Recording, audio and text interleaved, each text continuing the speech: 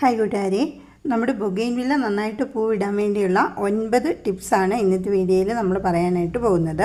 അപ്പോൾ നമ്മുടെ ചാനൽ ആദ്യമായിട്ട് കാണുന്ന കൂട്ടുകാരൊക്കെ ഒന്ന് സബ്സ്ക്രൈബ് ചെയ്തേക്കണം. അടുത്തുള്ള ബെൽ ബട്ടൺ മറക്കാതെ ക്ലിക്ക് ചെയ്യണം. വീഡിയോ ഇഷ്ടപ്പെട്ടാൽ ലൈക്ക് ചെയ്യാനും കമൻറ്റ് ചെയ്യാനും മറക്കരുത്. അപ്പോൾ നമ്മുടെ ബൊഗെയിൻവില്ലകൾ ഇതാ ഇവിടെ നന്നായിട്ട് പൂത്തുലഞ്ഞ് നിൽപ്പുണ്ട്. അപ്പോൾ ഇതൊക്കെ ഇതുപോലെ തന്നെ ഫ്ലവർ ഇടാൻ വേണ്ടിയിട്ട് ഉള്ള കുറച്ച് കാര്യങ്ങൾ നമുക്കിതൊന്ന് ഷെയർ ചെയ്യാം. അതിൽ ഫസ്റ്റ് കാര്യമാണ് പറയുന്നത്, നന്നായിട്ട് സൺലൈറ്റ് വേണ്ടിയ ഒരു പ്ലാന്റാണ് ബൊഗെയിൻവില്ല. അപ്പം എത്ര മണിക്കൂറാണ് ഈ ഒരു ചെടിക്ക് സൺലൈറ്റ് കിട്ടുന്നത് എന്നനുസരിച്ചിരിക്കും ഇതിൻ്റെ പൂക്കളുണ്ടാകുന്നത്.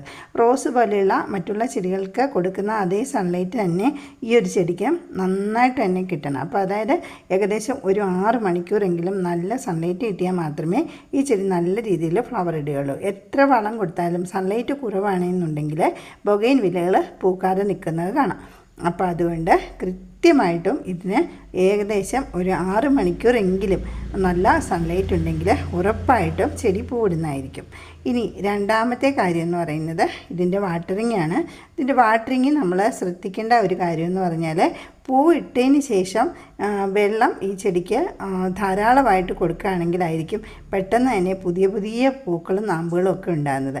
പലരും പറയുന്നത് കേട്ടിട്ടുണ്ട്, ബൊഗെയിൻവില്ല പൂവിടാൻ തുടങ്ങിയാൽ പിന്നെ വെള്ളം കുറച്ച് മതിയെന്ന്. അങ്ങനെയല്ല, പൂക്കളിൽ വീഴാതെ തന്നെ നമുക്കിതിൻ്റെ വാട്ടറിങ് നല്ല രീതിയിൽ ചുവട്ട് ചെയ്ത് കൊടുക്കുകയാണെങ്കിലാണ് നിരവധി പൂക്കൾ ഇതിലുണ്ടായിക്കൊണ്ട് ഇരിക്കുന്നത്.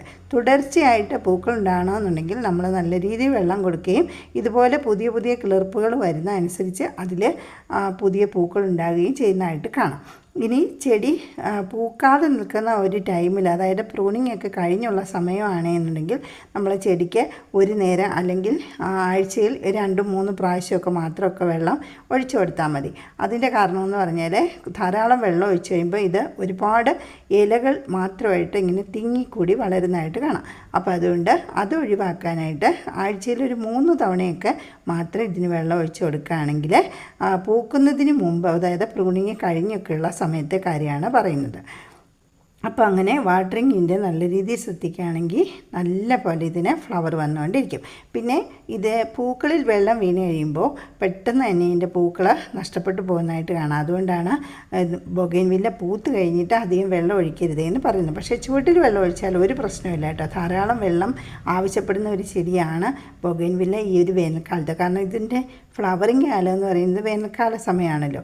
അപ്പോൾ ആ ഒരു സമയത്ത് നമ്മൾ അത്യാവശ്യം നല്ല രീതിയിൽ വെള്ളം കൊടുത്താൽ മാത്രമേ ഇതിൻ്റെ പൂക്കൾ കുറേ ദിവസം നിലനിൽക്കത്തുള്ളൂ.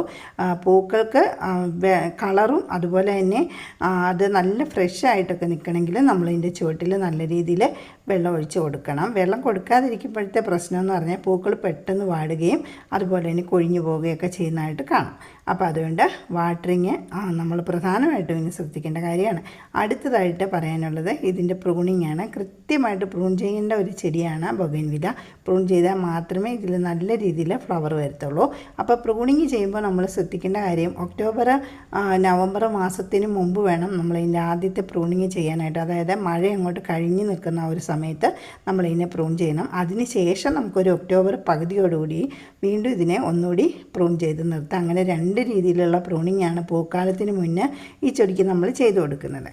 അപ്പോൾ അതിന് ശേഷം പിന്നെ പൂക്കളൊക്കെ ഉണ്ടായി ഒരു നവംബർ ലാസ്റ്റ് ഡിസംബർ ആദ്യത്തോടുകൂടി ഇതിങ്ങനെ ഫ്ലവർ ഇടാനായിട്ട് തുടങ്ങും. ആ ഒരു സമയത്ത് നമുക്ക് ചെറിയ രീതിയിൽ പൂവില്ലാത്ത കൊമ്പുകളൊക്കെ ഇങ്ങനെ കട്ട് ചെയ്ത് കൊടുക്കുകയാണെങ്കിൽ പെട്ടെന്ന് അവിടെ പുതിയ തളിർപ്പുകൾ വന്നുകൊണ്ടിരിക്കുക. അപ്പോൾ പ്രൂണിങ് ഏത് സമയത്തും ഈ ചെടിക്ക് നല്ല രീതിയിൽ ശ്രദ്ധിക്കേണ്ട ഒരു കാര്യമാണ്.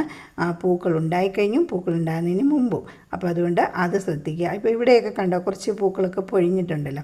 ആ ഒരു സമയത്ത് അവയൊക്കെ ചെറിയ രീതിയിൽ കട്ട് ചെയ്ത് വിടുകയാണെങ്കിലാണ് പെട്ടെന്ന് പൂക്കൾ ഉണ്ടാകുന്നത്.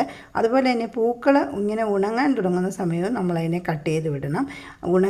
നന്നായിട്ട് അങ്ങ് ഉണങ്ങി കളറൊക്കെ പോകുന്നിടം വരെ ഒരു കാരണവശാലും ചെടിയിൽ പൂക്കൾ നിർത്തരുത്. അതിന് മുമ്പ് തന്നെ ഇതിനെ കട്ട് ചെയ്യുമ്പോഴാണ് പുതിയ തളിർപ്പുകൾ നല്ല രീതിയിൽ ഉണ്ടാകുന്നത്. അതാണ് പ്രൂണിങ്ങിനെ കുറിച്ച് പറയാനുള്ളത്. അടുത്തതായിട്ട് നമ്മൾ പറയാനുള്ള ഒരു കാര്യം എന്ന് പറഞ്ഞാൽ, ഇതിന് ഇടയ്ക്കിടയ്ക്ക് നമ്മളിതിൻ്റെ ചുവട്ടിലെ മണ്ണൊന്ന് ഇളക്കി കൊടുക്കുന്നത് നല്ലതാണ്. ഇതിന് വേരുകൾ എന്ന് പറഞ്ഞാൽ ധാരാളം വേരുകൾ കാണും. ആഴത്തിലിറങ്ങുന്ന വേരുകളൊക്കെയാണ് ബൊഗെയിൻവില്ലയ്ക്കുള്ളത്. അപ്പോൾ അതങ്ങ് മണ്ണ് ഒരുപാട് ഡ്രൈ ആയി കഴിയുമ്പോൾ ആ വേരുകൾ അങ്ങനെ തന്നെ ഇരുന്ന് ഉണങ്ങിപ്പോകാനുള്ള സാധ്യതയുണ്ട്. അങ്ങനെ ചെടികൾ ഉണങ്ങാനുള്ള സാധ്യതയുണ്ട്. അതുകൊണ്ട് തന്നെ നമ്മളിതിൻ്റെ മണ്ണ് ഒന്ന് ഇടയ്ക്കിടയ്ക്കൊന്ന് ഇളക്കി കൊടുക്കുന്നത് നല്ലതാണ്. അപ്പോൾ ആ രീതിയിൽ മണ്ണിനെ നന്നായിട്ട് വായു സഞ്ചാരമൊക്കെ ഉണ്ടാകാനായിട്ട് ആ ഒരു രീതി ചെയ്തു കൊടുത്താൽ നല്ലതാണ്. ഇനി അടുത്തത് പറയാനുള്ളത് ഇതിൻ്റെ ഫ്ലവറിങ് കാലത്തിന് മുമ്പ് കൊടുക്കുന്ന വളങ്ങളാണ്. അതായത് ഈ ചെടി ചെറുതായിരിക്കുമ്പോൾ നമ്മൾ ആദ്യമായിട്ട് ഇതിന് കൊടുക്കുന്നത് നമ്മുടെ പച്ച ചാണക വെള്ളമാണ്. അത് നന്നായിട്ട് നേർപ്പിച്ച് തന്നെ ഈ ചെടിക്ക് കൊടുക്കാം. നന്നായിട്ട് വെള്ളം ഏറെ ഡൈല്യൂട്ട് ചെയ്തതിന് ശേഷം ഇതിൻ്റെ ചുവട്ടിൽ ഒഴിച്ചു കൊടുക്കുമ്പോൾ പെട്ടെന്ന് തന്നെ ഇതിന് വളർച്ച ഉണ്ടാകുന്നതാണ്. അതിനുശേഷം ചെടി വളരുന്നതനുസരിച്ച് നമുക്ക് രാസവളങ്ങളോ അല്ലെങ്കിൽ ഓർഗാനിക് വളങ്ങളോ നമുക്ക് ഇഷ്ടമുള്ളത് ഏത് രീതിയിലും പ്രയോഗിക്കാം. രണ്ടും മാറി മാറി കൊടുക്കുകയും ചെയ്യാം. ഓർഗാനിക് വളങ്ങളിൽ നമ്മൾ കൊടുക്കുന്നത് എല്ലുപൊടി, വേപ്പിൻ പിണ്ണാക്ക് ഇവയൊക്കെ കൂടിയുള്ള മിശ്രിതമാണ്. അത് നമുക്ക് ഇടയ്ക്കിടയ്ക്ക്, അതായത് ഒരു 10-20 ദിവസമൊക്കെ കൂടുന്നതിനുമ്പം ഇടയ്ക്കിടയ്ക്ക് നമുക്ക് ഇട്ട് കൊടുക്കാവുന്നതാണ്. ഇപ്പം എല്ലുപൊടിയൊക്കെ ഇട്ട് കൊടുത്താൽ ഉടനെ അതിൻ്റെ ഒരു ഗുണമൊന്നും ചെടിക്ക് പെട്ടെന്ന് അങ്ങ് കിട്ടത്തില്ല. അത് സാവധാനമായിരിക്കും കിട്ടുന്നത്. അപ്പോൾ അതുകൊണ്ട് തന്നെ നമുക്കൊരു 20 ദിവസം ഇടവിട്ടൊക്കെ ചെടിക്ക് എല്ലുപൊടിയൊക്കെ കൊടുക്കാവുന്നതാണ്. എല്ലുപൊടി കൊടുക്കുന്നതോടെ എല്ലുപൊടിയും വളരെ കുറച്ച് അളവിൽ ചാണകപ്പൊടിയും അതുപോലെ തന്നെ വേപ്പും പിണ്ണാക്കും കൂടെ മിക്സ് ചെയ്ത് കൊടുക്കുന്നതാണ് ഏറ്റവും നല്ലത്. ഇനി രാസവളമാണ് ഉപയോഗിക്കുന്നതെന്നുണ്ടെങ്കിൽ 19, 18, 18 ഒക്കെ നമുക്കിതിന് കൊടുക്കാവുന്നതാണ് കേട്ടോ. ഇനി അതല്ലാതെ ഡാപ്പ് ഏത് ചെടികളും പൂവിടാനായിട്ട് സഹായിക്കുന്ന ഒരു വളമാണെന്ന് എല്ലാവർക്കും അറിയാമല്ലോ. അപ്പോൾ അത് നമുക്കിത് ഇടയ്ക്ക് ഇതിന് കൊടുക്കാവുന്നതാണ്. ഇനി അതല്ലാതെ നമ്മൾ ഓർക്കിഡിന് തളിക്കുന്ന മിറാക്കിളൊക്കെ ഉണ്ടല്ലോ, അവയൊക്കെ നമുക്ക് ഇതുപോലെ തന്നെ ഈ ഒരു ചെടിക്കും കൊടുക്കാവുന്നതാണ്. അപ്പോൾ ഞാനിവിടെ ഏറ്റവും അധികം ഇതിന് കൊടുക്കുന്നത് 19, 19 അതുപോലെ തന്നെ 18, 18 പിന്നെ നമ്മുടെ ഡാപ്പുമാണ് കേട്ടോ. അപ്പോൾ അത്രയും കൊടുക്കുമ്പോഴാണ് ഇവിടെ മിക്കവാറും ഒരു ദിവസം പോലും ഇതിൽ ഫ്ലവർ ഇല്ലാതെ ഇരിക്കുന്നില്ല. സീസൺ തുടങ്ങിയാൽ എന്നും ഇതുപോലെ ഫ്ലവറാണ്.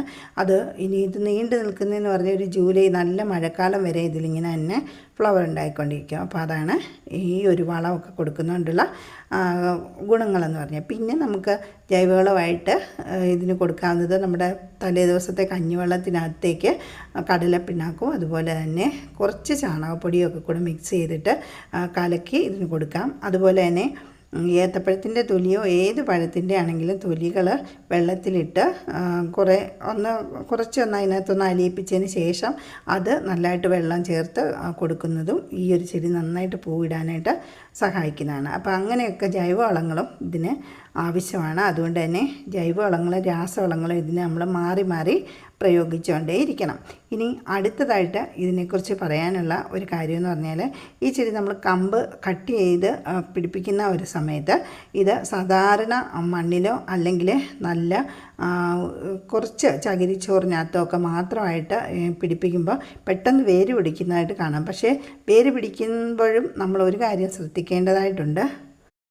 ഏത് സമയത്താണെങ്കിലും ബൊഗൈൻവില്ല വേര് പിടിച്ച് നന്നായിട്ട് മണ്ണിലേക്ക് വേര് ഓടിയതിന് ശേഷം മാത്രമേ പറിച്ച് നടാനായിട്ട് പാടുള്ളൂ. അതായത് നല്ല രീതിയിലുള്ള ഇലകളും തളിർപ്പുകളും ഒക്കെ വന്നതിന് ശേഷമായിരിക്കണം ഈ ചെടി പറിച്ച് നമ്മൾ മാറ്റി വയ്ക്കുന്നത്. അതിൻ്റെ കാരണമെന്ന് പറഞ്ഞാൽ വേര് ഇതിനകത്ത് 1-2 ചെറിയ വേരുകൾ വരുമ്പോൾ തന്നെ ഇതിൻ്റെ തണ്ടിലൊക്കെ ഇങ്ങനെ കിളിർപ്പുകൾ വരും. അപ്പോൾ നമ്മൾ കിളിർപ്പുകളുണ്ടല്ലോ ഇനി പറിച്ച് മാറ്റി വെക്കാമെന്ന് വിചാരിച്ച് ചെടി പറിച്ച് മാറ്റി വെക്കുമ്പോൾ ഈ ചെടി നമുക്ക് ആ ഒരു പുതിയ മണ്ണിലേക്ക് ഇത് പിടിച്ച് കിട്ടാനായിട്ട് പാടുവരും. അതായത് വേരുകൾ ഇതിൽ വളരെ കുറവായിരിക്കും. അതുകൊണ്ട് തന്നെ നല്ലതായിട്ട് വേരോട്ടം വന്നതിന് ശേഷം മാത്രമേ ചെടി പുതിയതായിട്ട് പറിച്ച് നടാനായിട്ട് പാടുള്ളൂ. അത് മഴക്കാലത്താണ് ഇത് പെട്ടെന്ന് തന്നെ കിളുത്ത് വരുന്നത്. കമ്പ് വെച്ചാൽ വേനൽക്കാലത്ത് പിടിച്ച് കിട്ടാൻ കുറച്ച് പാടാണ്. വേനൽക്കാലത്ത് കമ്പ് പിടിപ്പിക്കുമ്പോൾ നമ്മൾ എന്തെങ്കിലും റൂട്ട് ഹോർമോൺ കൂടി ഉപയോഗിക്കുകയാണെങ്കിൽ കുറച്ചുകൂടി എളുപ്പം വേര് പിടിക്കുന്നതായിട്ട് കാണാം. ഇനി അടുത്തതായിട്ട് ഇത് പറയാനുള്ളതെന്ന് പറഞ്ഞാൽ, ഈ ഒരു ചെടി നമ്മൾ മാറ്റി നട്ട് കഴിയുമ്പോൾ ആദ്യമേ ഇത് കുറഞ്ഞ സൺലൈറ്റിൽ വെച്ചതിന് ശേഷം പിന്നീടാണ് നമ്മൾ നല്ല സൺലൈറ്റിലേക്കിട്ട് മാറ്റി നടുന്നത്. ആ ഒരു സമയത്ത് നമ്മളിത് ചെറിയ ചട്ടിയിലായിരിക്കും നടാനായിട്ട് വയ്ക്കുന്നത്. അപ്പോൾ ചെടിയുടെ വലിപ്പം അനുസരിച്ച് വേണം നമ്മൾ ചട്ടി തിരഞ്ഞെടുക്കാനായിട്ട്. ചെറിയ ചെടിയാണെങ്കിൽ തീർച്ചയായിട്ടും ചെറിയ ചട്ടിയിൽ വളർത്തി കുറച്ച് വലുതായതിന് ശേഷം വലിയ ചട്ടിയിലോട്ട് മാറ്റി കൊടുക്കുന്നതാണ് നല്ലത്. അടുത്തായിട്ട് പറയാനുള്ളത് ഇതിൻ്റെ റീപ്പോർട്ടിംഗ് ആണ്. കൃത്യമായിട്ട് ഒരു 3 വർഷം കൂടുമ്പോൾ ഈ ചെടിയൊന്ന് റീപ്പോർട്ട് ചെയ്ത് കൊടുക്കുകയാണെങ്കിൽ നല്ല രീതിയിൽ ചെടിക്ക് വളർച്ച ഉണ്ടാകുന്നതായിട്ട് കാണാം. ഇങ്ങനെയുള്ള കാര്യങ്ങളൊക്കെ ശ്രദ്ധിക്കുകയാണെങ്കിൽ ബൊഗൈൻവില്ല നല്ല രീതിയിൽ ഫ്ലവർ വരികയും കുറേ കാലം നമ്മളിവിടെ ഈ ഒരു ചെടി നിലനിൽക്കുകയും ചെയ്യുന്നതായിട്ട് കാണാം. അപ്പം ബൊഗൈൻവില്ല വളർത്താൻ ഇഷ്ടപ്പെടുന്ന കൂട്ടുകാരൊക്കെ ഇതുപോലുള്ള കാര്യങ്ങളൊക്കെ ശ്രദ്ധിച്ചതിന് ശേഷം നടുക. അപ്പോൾ ഇത്രയും കാര്യങ്ങൾ നിങ്ങൾക്ക് പ്രയോജനപ്രദമായി എന്ന് വിശ്വസിക്കുന്നു. നിങ്ങൾക്ക് ഇനി എന്തെങ്കിലും സംശയം ഉണ്ടെങ്കിൽ തീർച്ചയായിട്ടും കമൻറ്റായിട്ട് ചോദിക്കാവുന്നതാണ്. അപ്പോൾ നമുക്ക് ഇനിയും കൂടുതൽ വിശേഷങ്ങളുമായിട്ട് നമുക്ക് മറ്റൊരു വീഡിയോ കാണാം. നമ്മുടെ ചാനൽ ആദ്യമായിട്ട് കാണുന്ന കൂട്ടുകാരൊക്കെ സബ്സ്ക്രൈബ് ചെയ്യണം. അടുത്തുള്ള ബെൽ ബട്ടൺ മറക്കാതെ ക്ലിക്ക് ചെയ്യണം. വീഡിയോ ഇഷ്ടപ്പെട്ടാൽ ലൈക്ക് ചെയ്യാനും കമൻറ്റ് ചെയ്യാനും മറക്കല്ലേ. വീണ്ടും കാണാം. ടാറ്റാ.